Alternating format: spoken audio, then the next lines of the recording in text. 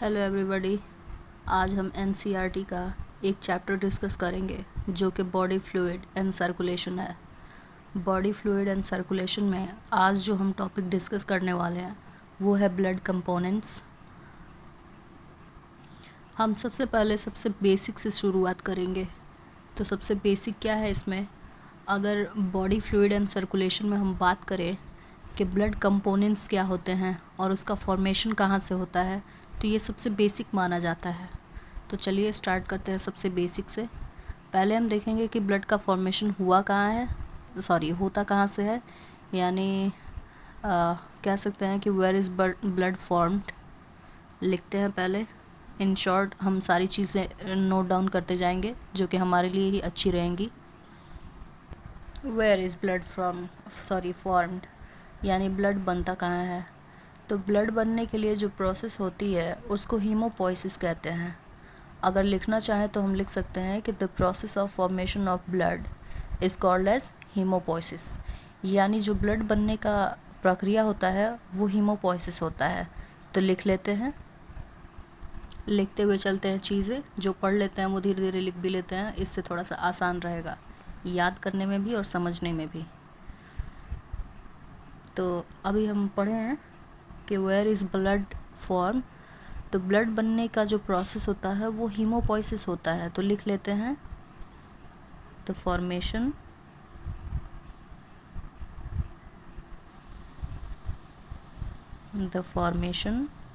Of blood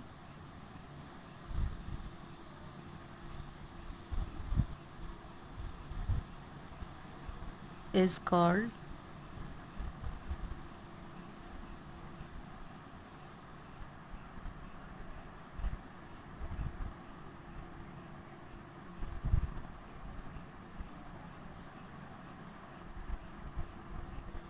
haemopoiesis. ठीक है। और अगर हम एम्ब्रियोनिक स्टेजेस से शुरुआत करें तो ब्लड सबसे पहले कहाँ बनती है, आइए यहाँ लिख लेते हैं। अगर हमें बात करनी हो कि ब्लड जो सबसे शुरुआत कहाँ से बनती है, कौन से स्टेजेस से, एम्ब्रियोनिक स्टेज में अगर बात करें तो उसकी बात कर रहे हैं हम यहाँ पे। सबसे पहले लिख लेते हैं कि अगर एम्ब्रियोनिक स्टेजेस से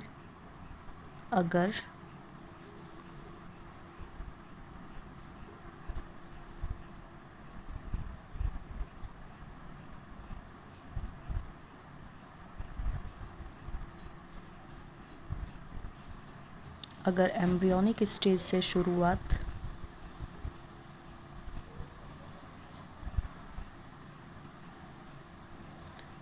करें तो ब्लड सबसे पहले कहाँ बनता है।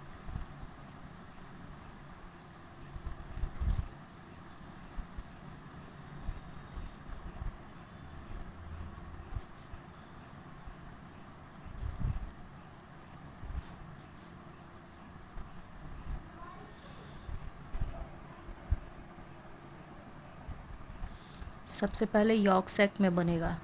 लिख लेते हैं यॉर्क सैक।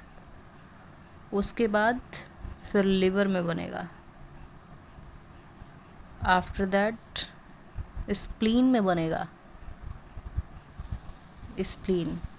स्प्लीहा भी बोलते हैं इसको, और इसको शॉर्ट में ग्रेवयार्ड ऑफ आरबीसी बोलते हैं, यानी आरबीसी का डेथ होता है यहाँ पे स्प्लीहा या स्प्लीन में। यानी यॉर्क सैक नहीं, स्प्लीन जो है जिसको ग्रेवयार्ड ऑफ आरबीसी कहा जाता है, यहीं पे जाके आरबीसी का जो है लाइफ स्पैन ख़त्म हो जाता है। इतना होने के बाद हम जानेंगे कि आफ्टर आरबीसी जो हीमोपोइसिस का फॉर्मेशन होता है वो रेड बोन मैरो में होता है। तो इसको भी हम नोट डाउन कर लेते हैं। ठीक है। After RBC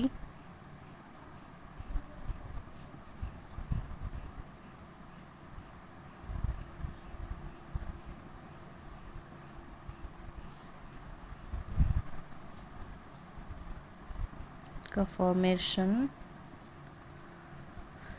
red bone marrow में होता है।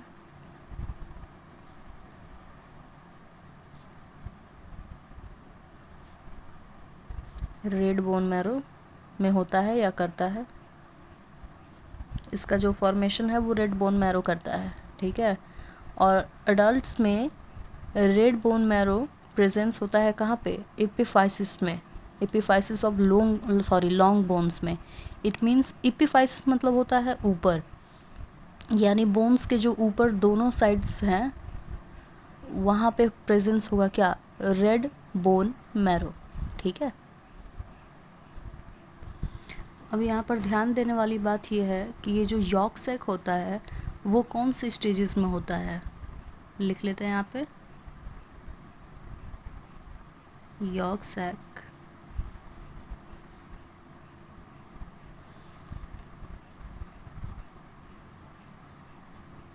एम्ब्रियोनिक स्टेज में होता है,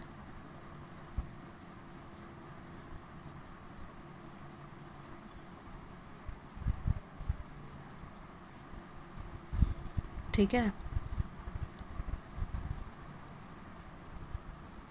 अच्छा, red bone marrow in adults, अगर हम चाहें तो लिख सकते हैं कि red bone marrow presence in epiphysis of the long bones, ठीक है। ये लॉन्ग बोन्स जो होती हैं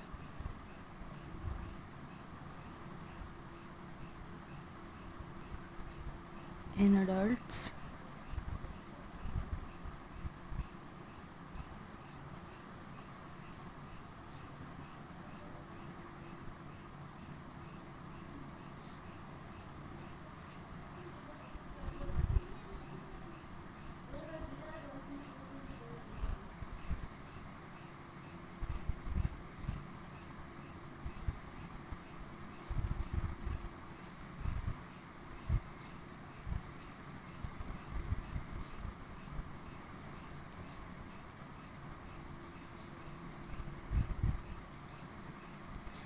ये हो गया red bone marrow presence in epiphysis of long bones, ठीक है।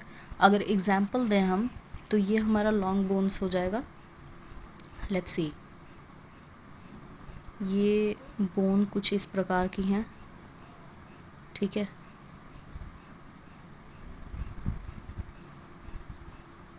मान लेते हैं कि ये कोई हड्डी है। ये जो एपिफाइसिस बोल रहा है, एपी मतलब होता है अपर, यहाँ पे प्रेजेंस होगा कहीं पे रेड बोन मैरो, ठीक है। सेम यही प्रोसेस यहाँ पे भी होगा, यहाँ भी कहीं पे प्रेजेंस होगा रेड बोन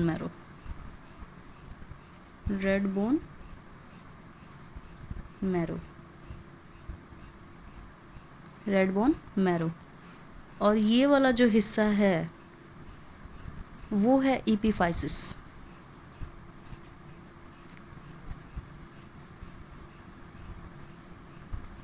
एपिफाइसिस मतलब होता है अपर हिस्सा, ठीक है। अब हम यहाँ लिखेंगे कि इन दोनों बोन मैरोज का एक ही काम होता है और वो क्या होता है, हीमोफाइसिस, ठीक है। यानी हम लिख सकते हैं कि इन दोनों बोन मैरो का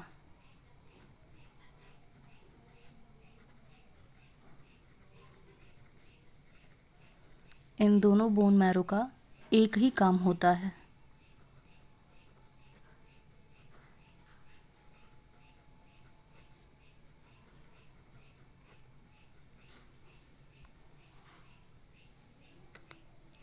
और वो काम क्या है, हीमोफाइसिस,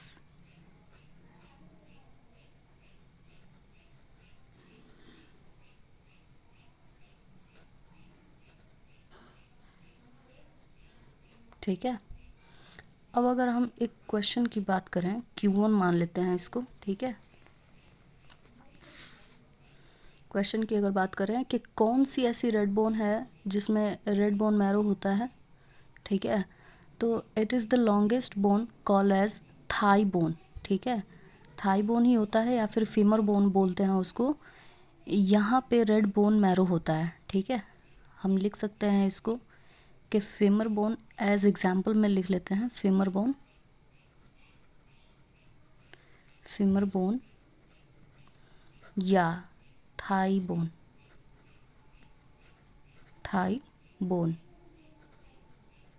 ठीक है। और ये क्या है, इसकी स्पेशलिटी क्या है, हम किस लिए लिखे हैं यहाँ पे इसको, तो लिख लेते हैं कि it is the longest, it is the longest bone called femur bone.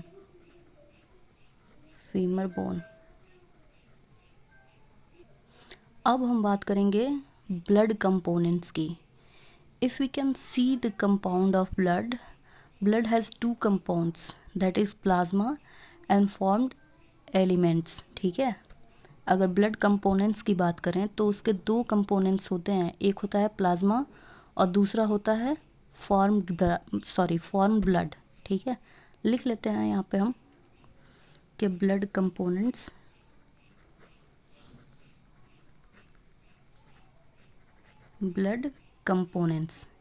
ठीक है, अगर ब्लड कंपोनेंट्स की बात करें तो ब्लड के दो कंपोनेंट्स होते हैं, पहला होता है plasma is a liquid part of the blood, और दूसरा होता है फॉर्म्ड एलिमेंट्स.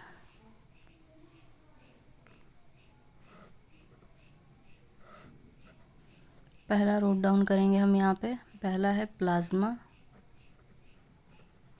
प्लाज्मा होता क्या है अगर कोई पूछते, तो plasma is liquid part of the blood. ठीक है, प्लाज्मा जो होता है वो हमारे ब्लड का लिक्विड पार्ट होता है, और प्लाज्मा होता कितना है, 55%. प्लाज्मा होता है 55%. ठीक है, और दूसरा होता है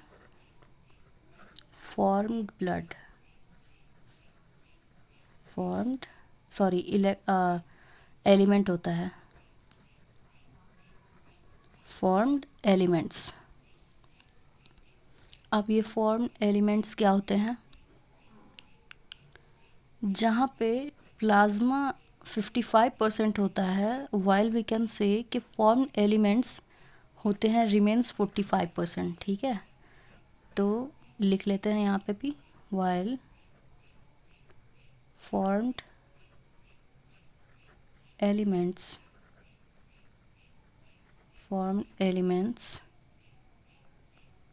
में 45% होता है. ठीक है, प्लाज्मा का जो फॉर्मेशन होता है वो होता है लिवर में. लिख लेते हैं यहाँ पे, प्लाज्मा जो होता है उसका फॉर्मेशन हमारे लिवर में होता है, तो यहाँ पे नोट डाउन कर लेते हैं.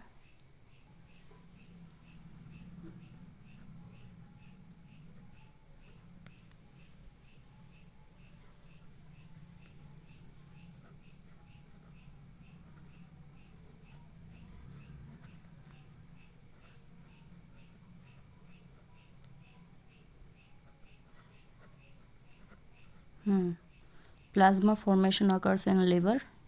ठीक है, वाइल अब फॉर्म ब्लड कहाँ पे बनता है, ब्लड नहीं, एलिमेंट्स. While formed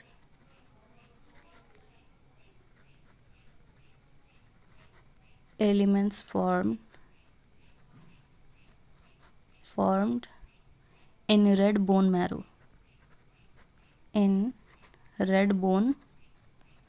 marrow. ठीक है, अब ये तो हो गया इसका थोड़ा सा, अगर पूरा पढ़ें तो समझ में आएगा कि ये कुछ डिफरेंसेस भी हैं जो between on behalf plasma and form elements हैं. इसको हम एक तरह से इसकी स्पेशलिटी भी बोल सकते हैं, और एक तरह से इन दोनों में फ़र्क भी बोल सकते हैं, दोनों में ये अंतर भी हो सकता है.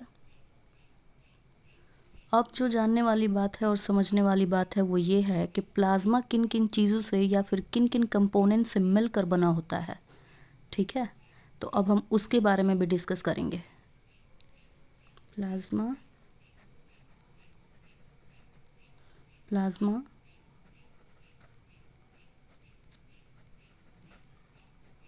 किन किन कंपोनेंट्स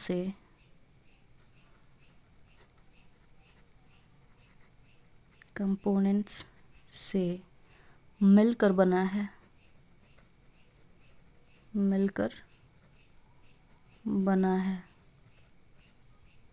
अब हमें ये देखना है it is made up of water, क्योंकि हमको पहले ही पता है कि plasma is a liquid part of the blood. हम लिखेंगे it is made up of water. Plasma जो होता है, plasma is liquid part of the blood. हमने इतना सब कुछ कवर अप कर लिया है। अब बढ़ते हैं अपने नेक्स्ट टॉपिक पे इसी वीडियो में। अब हम यहाँ देखेंगे कि प्लाज्मा में कौन कौन से कंपोनेंट्स होते हैं। ठीक है, यहाँ पे नोट डाउन करेंगे। पहले लिखेंगे प्लाज्मा के बारे में हमको क्या पता है। Plasma is a liquid part of the blood. ये 55% होता है और रिमेन्स 45% क्या होता है, फॉर्म्ड एलिमेंट्स। ठीक है, अब हम आगे बढ़ेंगे। प्लाज्मा में जो होता है एमाइनो एसिड्स होते हैं, एमिनो एसिड। ठीक है, और क्या क्या होता है, और होता है न्यूट्रिएंट्स,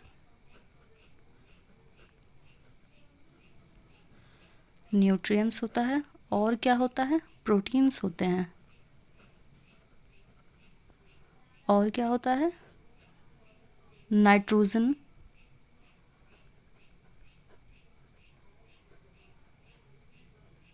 नाइट्रोजनस बेस। ठीक है, और भी होते हैं इलेक्ट्रोलाइट्स होते हैं इसमें।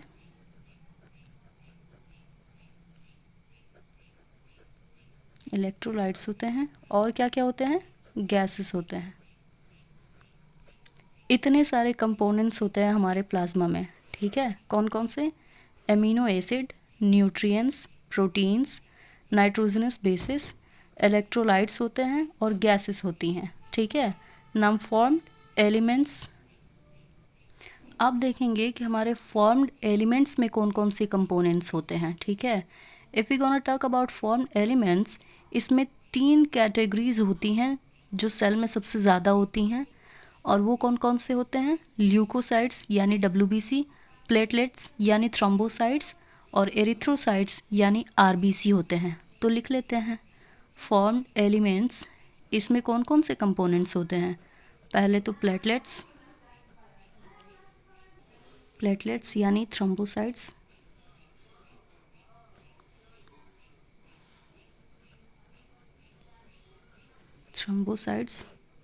दूसरे कौन से होते हैं, ल्यूकोसाइट्स,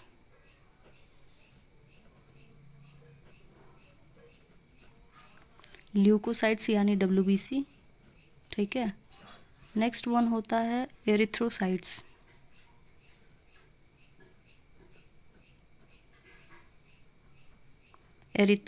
यानी RBC।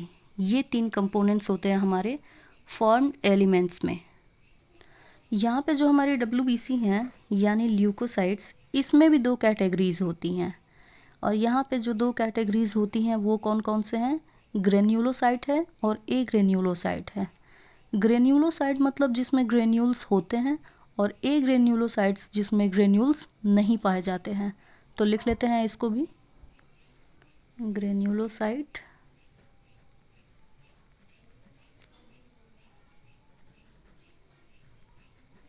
ग्रेन्युलोसाइट्स इट मीन्स कि जिसके पास ग्रेन्यूल्स होते हैं, इट मीन्स जिसके पास ग्रेन्यूल्स होते हैं,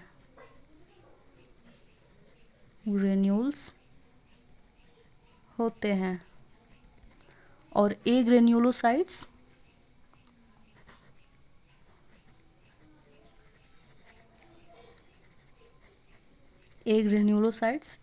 जिसमें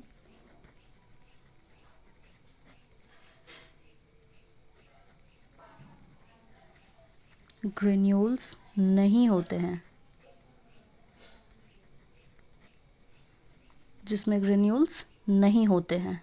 तो ये हो गया दो WBC के कंपोनेंट्स हो गए, ग्रेन्यूलोसाइट्स और ए ग्रेन्यूलोसाइट्स।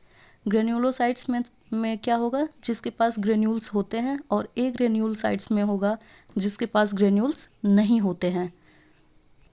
तो ये भी कंपोनेंट्स हमने कवर अप कर लिया है, जो कि प्लाज्मा का पहले था।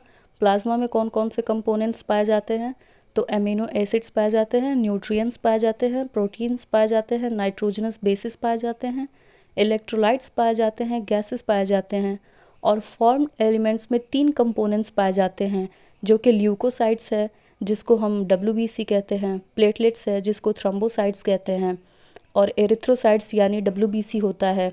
ठीक है, अब हमारे WBC में भी 2 कंपोनेंट्स पाए जाते हैं, कौन कौन सा, ग्रेन्यूलोसाइट्स होता है और ए ग्रेन्यूलोसाइट्स होता है। ग्रेन्यूलोसाइट्स मतलब जिसमें ग्रेन्यूल्स होते हैं, और ए ग्रेन्यूलोसाइट्स मतलब जिसमें ग्रेन्यूल्स नहीं होते हैं। अब हम बढ़ते हैं अपने अगले टॉपिक की तरफ। अगर हम कोई ट्रिक लगा के इसको याद करें तो ट्रिक टू रिमेंबर होगा, यहाँ लिख देते हैं ट्रिक टू रिमेंबर, जिससे याद रहेगा कि ये सिर्फ एक ट्रिक है।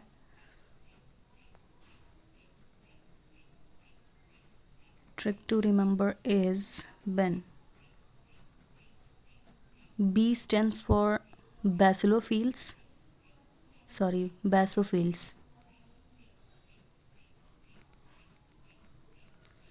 E stands for eosinophils, ठीक है, and N stands for neutrophils,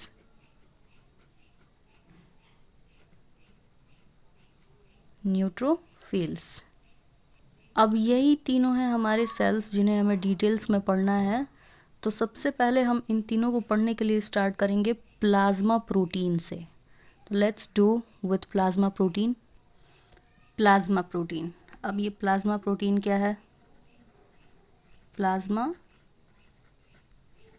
protein, ठीक है, इसी से हमें स्टार्ट करना है। प्लाज्मा प्रोटीन क्या होता है हम ये देखेंगे, ठीक है। पहले तो जो ध्यान देने वाली बात है वो ये है कि प्लाज्मा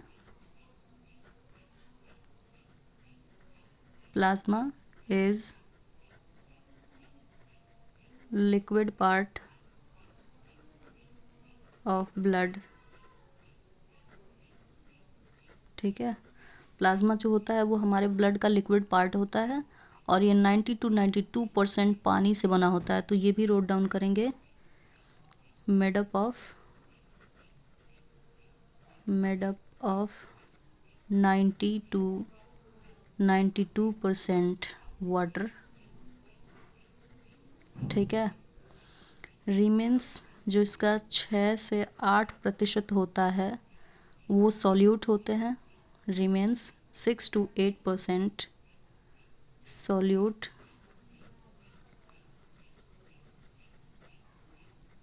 सॉल्यूट होते हैं, और इन सॉल्यूट्स में भी जो सबसे पहले होते हैं वो होते हैं प्रोटीन्स और ग्लोबुलिन्स, ठीक है। और इन सॉल्यूट्स में भी और इन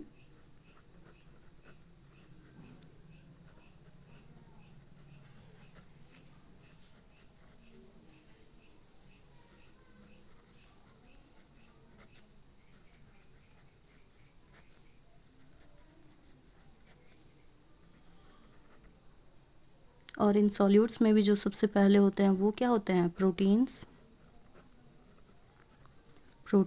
और दूसरा ग्लोबुलिन, ठीक है। ये पहला है प्रोटीन, ये दूसरा है ग्लोबुलिन। अब अगर इसके एग्जाम्पल की बात करें तो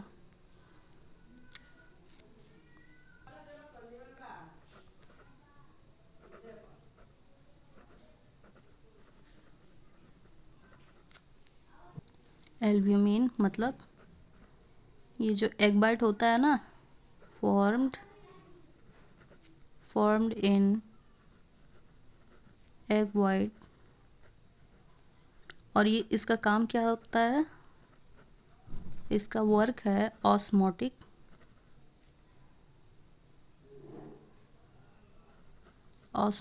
बैलेंस।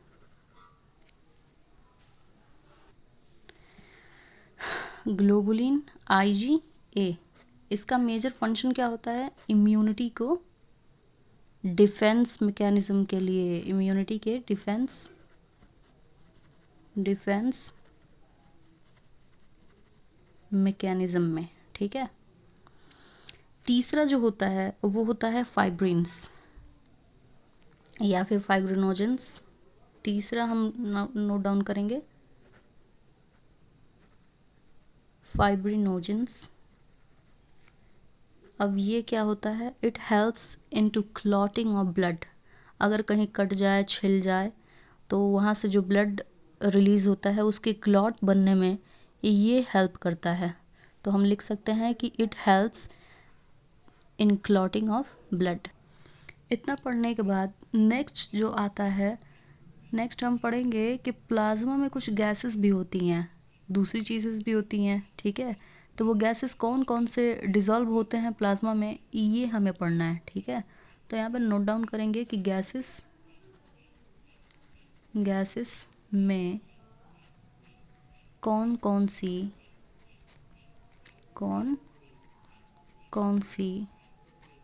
डिज़ोल्व्ड होती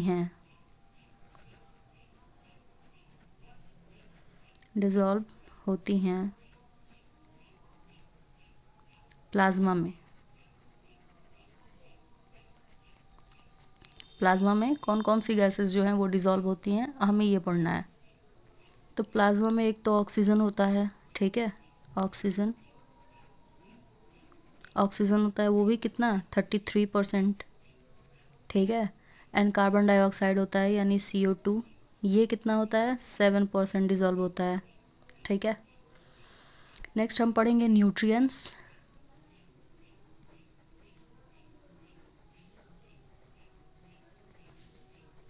न्यूट्रिएंट्स कौन कौन सी प्लाज्मा में प्रेजेंस होते हैं, हमें वो देखना है। तो न्यूट्रिएंट्स कौन कौन सी होती हैं?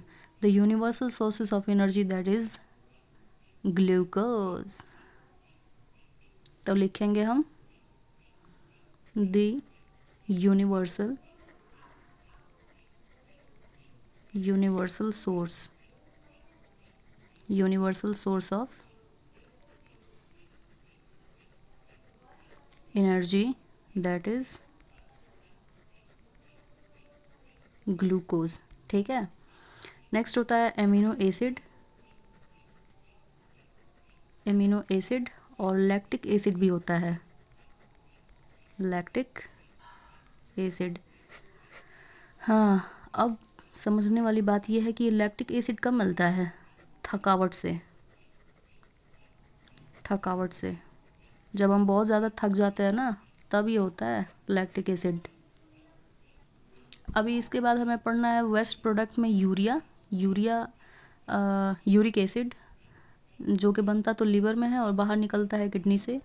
उसके बाद हमें पढ़ना है इलेक्ट्रोलाइट्स में ORS घोल। जैसे कि होता है ना, कई लोग धूप में बेहोश हो जाते हैं, फिर गिर जाते हैं, तो उन्हें ORS घोल वगैरह दिया जाता है, यानी ओरल डिहाइड्रेशन सॉल्यूशन। तो ये सारी चीज़ें भी पढ़ेंगे, लेकिन नेक्स्ट वीडियो में, ठीक है।